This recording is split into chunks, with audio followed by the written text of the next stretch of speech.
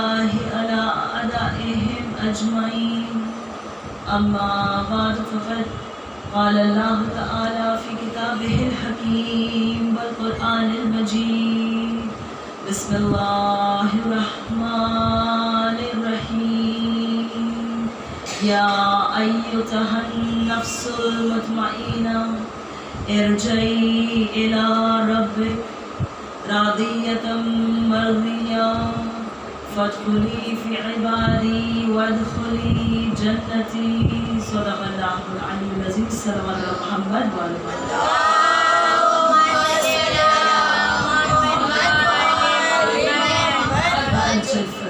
ساری تعریفیں اس خدائے بزرگ بطر کے نام کہ جس کے قبضۂ قدرت میں کائنات کا ہر نظام ہے.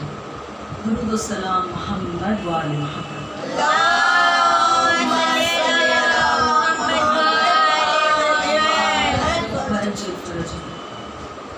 کنیزان سیدہ عزاداران سید الشہداء، سورہ مبارکہ فجر کہ جس کی مسلسل 27 سے لے کر 30 نمبر آیات کی تلاوت کا شرف میں نے آپ کے سامنے حاصل کیا، اور جس کو آج میں نے اپنا سلامہ سکون قرار دیا ہے، اس میں پروردگار رب العالمین پکار کر ایک نفس مطمئنہ کو مخاطب کر رہا ہے اور کہتا ہے اے نفس مطمئنہ پلٹ آ واپس اپنے رب کی طرف. راضیۃ مرضیہ، میں تجھ سے راضی ہوں، تو مجھ سے راضی ہو جا. فادخلی فی عبادی، کہ تو میرے عبادت گزار بندوں کی صف میں شامل ہو جا.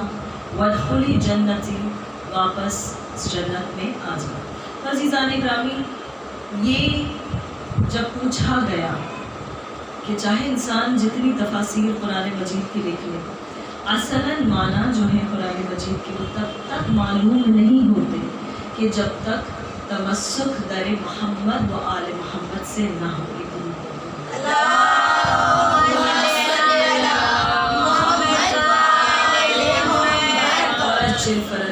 اور یہ تمسک ہے، یہ جو وصل ہے، یہ جو جڑاؤ ہے، یہ انسان کو کیا دیتا ہے؟ انسان کو علم دیتا ہے. اور جب معصوم سے پوچھا گیا کہ یہ نفس مطمئنہ کون ہے، کس کو پروردگار نے نفس مطمئنہ کہہ کر پکارا ہے، تو معصوم نے بتایا کہ اور کوئی نہیں بلکہ سرور کائنات محمد مصطفیٰ صلی اللہ علیہ وسلم. عزیزان اکرامی، یہی رسول ہے کہ جس کی زبان پر وحی کے تالے ہیں، کہ جو اپنی مرضی سے کچھ نہیں کہتا. یہ اس کا ارشاد ہے کہ اللہ کی مرضی تھی جو قرآن کا جز بنا، اور جو کچھ اس نے پھر اس کے علاوہ کہا وہ حدیث پاک ہے. اور عزیزان گرامی، یہی اللہ کا رسول ارشاد فرما رہا ہے اولنا محمد و اوسطنا محمد و آخرنا محمد و کلنا محمد. عزیزان گرامی، عصر عاشور میں جس وقت علی کا لال علی کی تلوار لے کر لشکر کفار کے سپاہیوں کے سروں کو ان کے دھڑوں سے جدا کر رہا تھا، اور اس تیزی سے ذوالفقار اس دھوپ میں چمک رہی تھی، اس تیزی سے سر گر گر کر خاک کربلا پر گر رہے تھے کہ وہ کفار الحفیظ اور الاما کی آواز دیتے ہوئے جب دور بھاگے جاتے تھے تو دور جا کر ایک دوسرے سے کہتے تھے کہ معلوم ہوتا ہے کہ خدا خود آ گیا میدان میں لڑنے کے لیے. عزیزان گرامی، اور اس وقت ایک مرتبہ جب حاطف نے آواز دی، ندائے غیب آئی کہ اے حسین بس، یا نفس المطمئنہ ارجعی الی ربک، پکار کر اللہ نے اسی آئے مبارکہ کو سننے والوں نے اس وقت گونجتا ہوا سنا کربلا کے میدان میں کہ جب اللہ نے یہ آواز دلوائے حسین کو کیا کہہ کر پکارا. یہ نہیں کہا کہ اے میرے عزیز بندے، اے پورے گھر کو میری رضا پر لٹا دینے والے، اے جگر گوشہ محمد نہیں کہا. یہ نہیں کہا کہ جو میرا محبوب ہے تو اس کا محبوب ہے، میرے پاس واپس آ جا. نہیں کہا یا ایتھا النفس المطمئنہ ارجعی الی ربک، اے اطمینان والے نفس، اے مطمئن نفس، میرے پاس واپس آ جا میرے پاس. راضیۃ مرضیہ، کہ میں تجھ سے راضی ہوں، تو مجھ سے راضی ہو جا۔ عزیزان گرامی، پوری دنیا اسی کوشش میں لگی ہے کہ کسی طرح اللہ راضی ہو جائے، حتیٰ یہ کہ لوگ جن کو اپنا پیر اور مرشد جانتے ہیں ان کے نام کے بعد بھی رضی اللہ تعالی عنہ لگاتے ہیں نا، عنہما لگاتے ہیں نا۔ کیوں لگاتے ہیں؟ یہ دعا ہے کہ پروردگار تو ان سے راضی ہو جا، تو ان سے راضی ہو جا۔ ہم کتنا ناز کریں اپنی بلند بختی پر کہ ہم ان کو ماننے والے ہیں کہ جن کو اللہ کہہ رہا ہے نفس المطمئنہ راضیۃ مرضیہ، کہ میں تجھ سے راضی ہوئے میرے بندے، تو مجھ سے راضی ہو جائے۔ دور پڑھ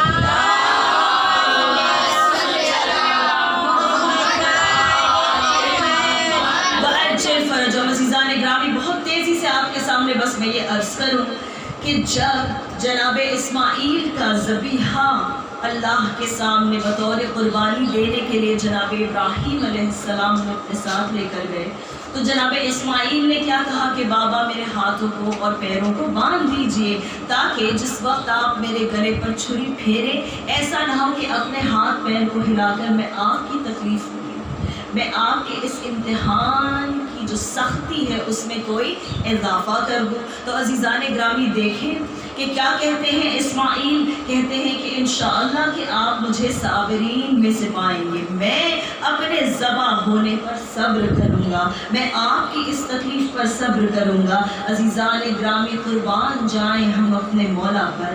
یہاں اسماعیل ہیں کہ جو کہتے ہیں کہ ہم ذبح ہونے پر ہم کیا کریں گے؟ ہم صبر کریں گے۔ لیکن عزیزان گرامی، یہ فخر اسماعیل ہے کہ جو اس وقت شکر کر رہا ہے، یہ صبر سے زیادہ بالا و بلند منزل ہے کہ جس وقت صبر کرنا مشکل تھا اس وقت میرے مولا نے شکر کیا ہے اور کہا پروردگار تیرا شکر ہے، تیرا شکر ہے۔ حسین کا سر جب جدا ہوا ہے تن سے، اس وقت بھی میرا مولا وہ تسبیح بجا لا رہا تھا، سبحان رب العال و بحمد۔ عزیزان گرامی، جب بھی ہم سنتے ہیں نا کہ حسین پر رونے کا اجر کیا ہے، تو ایک مرتبہ دل میں ایک عجیب سی امید جاگ اٹھتی ہے کہ یہ یقین آنے لگتا ہے کہ ہمارا یہ مولا ہمارے نجات کی راہ ہموار کرے گا۔ عزیزان گرامی، امام محمد باقر علیہ السلام کا ارشاد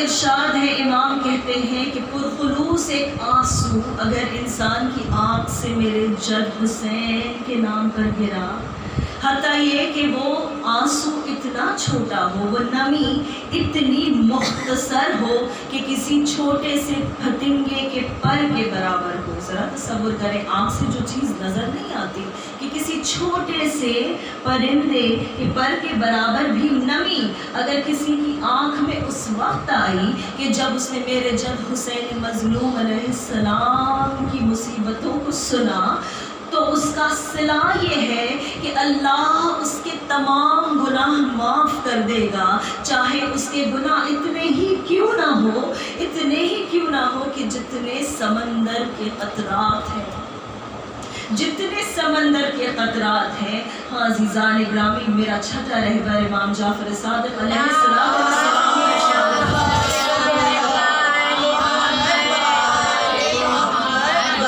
فرجم کے جب محشر کے میدان میں محاسبہ ہو جائے گا، فیصلہ ہو جائے گا، اور وہ بندہ، عزیزان گرامی جسارت کر رہی ہوں لیکن ہم بھی اسی گروہ میں آتے ہیں کہ عقائد کی کمی نہیں ہے لیکن عمل کی کمی ہے۔ ایسا نہیں ہے کہ ہمیں معلوم نہیں ہے صحیح بات کیا ہے، لیکن ہم گناہ میں ملوث ہیں، ہم سے خطائیں ہوتی ہیں، بارہا ہوتی ہیں، اسی لیے تو ہم روزانہ یہ دعا کرتے ہیں، اللہم ارزقنی شفاعت الحسین یوم الورود، کہ پروردگار جس دن میں زیر خاک ہو جاؤں مجھے حسین کی شفاعت نصیب کرا۔ تو عزیزان گرامی، امام جعفر صادق علیہ السلام کا ارشاد ہے کہ جب کوئی مومن اپنے گناہوں کی وجہ سے جہنم کی طرف راغب ہوگا، کوئی ایسا مومن کہ جس نے میرے جد حسین پر، میں ترجمہ کر رہی ہوں، کہ جس نے میرے جد حسین پر آنسو بہایا ہو، اگر کوئی ایسا شخص جہنم میں جاتا رہے گا. تو جب وہ بالکل اس کگار پر پہنچ جائے گا کہ جس کے بعد وہ نار میں پھینکا جائے گا, ایک مرتبہ اللہ آواز دے کر اس فرشتے کو پکار کر کہے گا کہ رک جاؤ, اس کی ایک امانت میرے پاس رہ گئی ہے. ایک مرتبہ ایک چمکتا ہوا دردانہ, ایک موتی آئے گا اور اس کا نور ایسا ہوگا کہ وہ جس طرف لے جایا جائے گا میدان محشر کا وہ گوشہ روشن و تابندہ ہو جائے گا. اور اس کے بعد جب وہ بندہ کہ جس کے دل میں اب بچنے کی امید جاگے گی تڑپ کر پوچھے گا کہ پروردگار تیرے پاس میری کوئی امانت ہے اور میں اس سے باخبر بھی نہیں ہوں, میں جانتا بھی نہیں. ایک مرتبہ اس بندے کے ہاتھ میں, اس گناہگار کے ہاتھ میں اس موتی کو وہ فرشتہ دے گا اور اللہ پکار کر کہے گا کہ اے میرے بندے, قبل اس کے کہ میں تیرا فیصلہ کروں, پہلے اس کے کہ میں تیرا فیصلہ کروں, یہ جتنے انبیاء تجھے نظر آتے ہیں, یہ جتنے اولیاء تجھے نظر آتے ہیں, یہ جو صالحین کی صفیں ہیں, یہ جو شہداء کی صفیں ہیں, یہ جو میرے نیک بندوں کی صفیں ہیں, یہ جو نبیوں کی صفیں ہیں, ان میں سے ایک ایک سے جا کر پوچھ کہ اس موتی کی قیمت کیا ہے, اس موتی کی قیمت کیا ہے اور یہ کیا شے ہے. وہ بندہ ہر کسی کے سامنے جائے گا, ایک ایک سے پوچھے گا. جو انبیاء ہوں گے وہ قاصر ہوں گے اس کی قیمت بتانے سے, قاصر ہوں گے, پہچانیں گے یہ کیا ہے لیکن قاصر ہوں گے, اور درجات بلند ہوتے جائیں گے حتیٰ یہ کہ وہ پنجتن کے سامنے آئے گا اور سب سے پوچھے گا. مسکرا کر اسے یہ کہا جائے گا, مسکرا کر اسے یہ کہا جائے گا کہ اس طرف بڑھ جاؤ, جس طرف اشارہ ہوگا نا اس طرف تخت پر میرا مظلوم مولا حسین بیٹھا ہوگا. یہ امام جعفر صادق کہتے ہیں کہ وہ بندہ کہ جو نار کی کگار تک پہنچ گیا وہ موتی لے کر جاتا ہے. ذرا تصور کرے کہ وہ کیا منظر ہوگا. ایک مرتبہ جیسے ہی میرا مولا دیکھے گا کہ اس کا وہ بندہ آ رہا ہے, اللہ کا وہ بندہ آ رہا ہے, وہ مومن آ رہا ہے, مومن کو یہ الہام ہوگا کہ یہ تو وہ آنسو ہے کہ جو میری آنکھ سے حسین کے نام پر بہا تھا, یہ تو وہ پرخلوص آنسو کی بوند ہے, یہ بدل کر میرے سامنے ایک ایسا تابندہ دردانہ بن کر آیا ہے کہ جس کی قیمت کوئی بتا نہیں سکتا, جس کی اہمیت کوئی بتا نہیں سکتا. ابھی وہ سوچ ہی رہا ہوگا کہ اتنے میں میرا مولا, میرا شفیق مولا, میرا رؤوف مولا ایک مرتبہ اپنے مقام سے اٹھے گا. اور سنیں گے ترجمے میں آپ کے سامنے پیش کروں کہ میرا چھچا رہبر کہتا ہے کہ اس طرح سے میرا جگ اسے اپنے سینے سے لگا لے گا کہ جیسے کوئی چاہنے والا باپ اپنی اولاد کو سینے سے لگاتا ہے. اس قدر شفقت سے تڑپ کر وہ کہے گا کہ مولا میری یہ حیثیت کہاں کہ تم مجھے سینے سے لگاؤ. حسین مسکرائیں گے, ایک مرتبہ نگاہ آسمان کی طرف کریں گے اور کرنے کے بعد کہیں گے کہ پروردگارا یہ گناہگار ضرور ہے لیکن اس نے میری مصیبت پر آنسو بہائے ہیں, تو اس کے گناہ بخش دے. جیسے ہی حسین یہ کہیں گے نا, جیسے ہی یہ حسین کہیں گے نا, فوراً اللہ کی صدا آئے گی کہ حسین تو میرا بندہ ہے. جب تو اتنی فراخ دلی اور سخاوت دکھا رہا ہے تو حسین میں اس سے بھی آگے اس معاملے کو لے جاتا ہوں, میں اس بات سے بھی آگے لے جاتا ہوں. تو نے تو صرف اس کے گناہ بخشوانے کے لیے کہا ہے نا, لے میں اس کے والدین کے گناہ بھی بخشوا دوں گا, میں اس کے والدین کو بھی معاف کر دوں گا اور اس کو داخل کروں گا جنت میں صالحین اور شہداء کے ساتھ. جزاکم ربکم. یہ آپ کی آنکھیں چھلک اٹھی نا, بس یہی محبت ہے, یہی عقیدت ہے, یہی سب سے بڑی دلیل ہے کہ سید الشہداء زندہ ہے, حسین کا غم تازہ ہے, زینب کی تحریک قائم ہے, عباس کا پرچم بلند ہے, زہرا کی دعا مستجاب ہے. عزیزان گرامی, آج آپ کا یہ آنا بے مقصد نہیں ہے, یہ آنا خالی نہیں ہے, یہ آنا بے معنی نہیں ہے. یاد رکھیے زمانے کے معصوم اجل اللہ تعالیٰ فرجہ الشریف نے آپ کو یہاں بھیجا ہے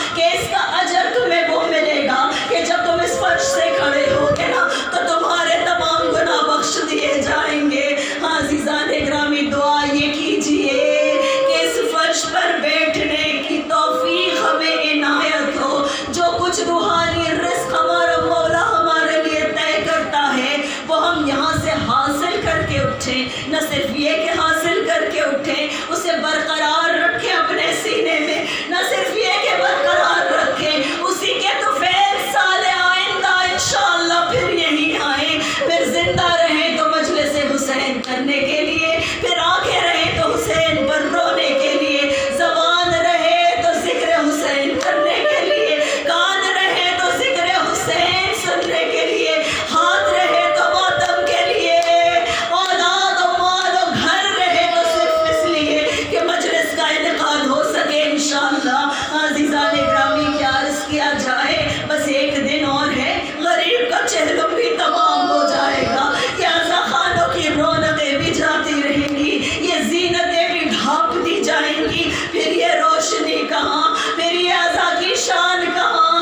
عزیزان گرامی روئیے اور پرسہ دیجئے کہ آپ اس کا چہلم منانے کے لیے آئے ہیں نا، کہ جس کا چہلم نہیں منایا گیا۔ آپ اس غریب الغرباء کو، اس غریب الوطن کو رونے کے لیے آئے ہیں کہ جس کو رونے والوں کی پشت پر تازیانوں کے نشان ہیں۔ عزیزان گرامی مختصر میں یہ عرض کروں آپ کے سامنے، ایک سوال ہے آپ سے، کہیں سنا ہے آپ نے کوئی ایسا قیدی بھی ہو کہ جب اس کو حکم رہائی سنایا جائے تو اس کا دل ٹوٹ جائے؟ کہیں دیکھے ہیں آپ نے ایسے قیدی؟ انسان کی تو فطرت ہے نا کہ جب قید سے آزاد ہو جائے تو وہ خوش ہوتا ہے، لیکن نہ جانے کیا بات ہے کہ یہ قیدی بڑے مضطرب ہیں۔ عزیزان گرامی سب سمجھتے ہیں سننے والے میرے مولا کے، ارے ایک ایک شہادت ہمارے دلوں پر نقش ہے۔ ہر کسی کو وہ بچی یاد آئی ہوگی جو روزانہ شام کو اڑتے پرندوں کو دیکھ کر کہتی تھی بھیا ہم گھر کب جائیں گے، ہم وطن کب جائیں گے۔ عزیزان گرامی کیا مصیبت عرض کروں میں آپ کے سامنے کہ جس وقت حکم رہائی دیا گیا نا اور چوتھے امام علیہ السلام کے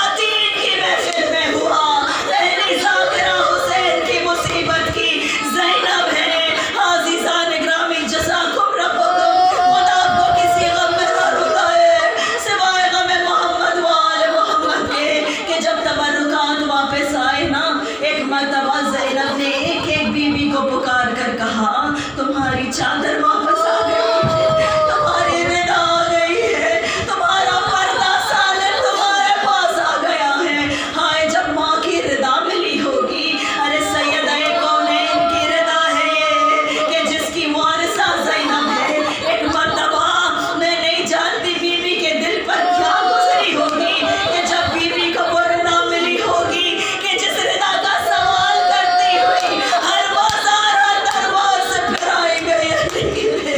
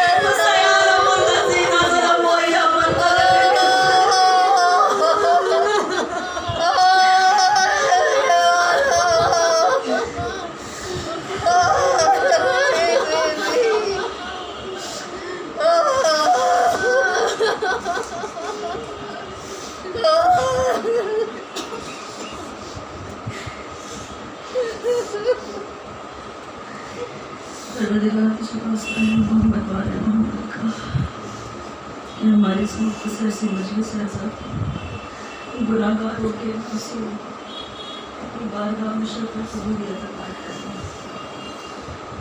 ہمارے اور ہمارے مرحومین کے تمام گناہوں سے کبھی اور سخی کو بخش.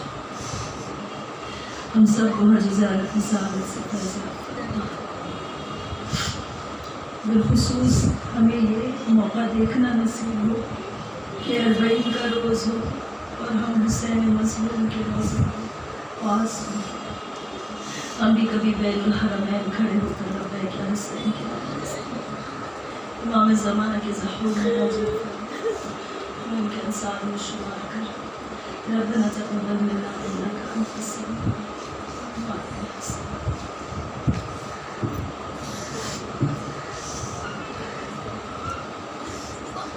العلیم.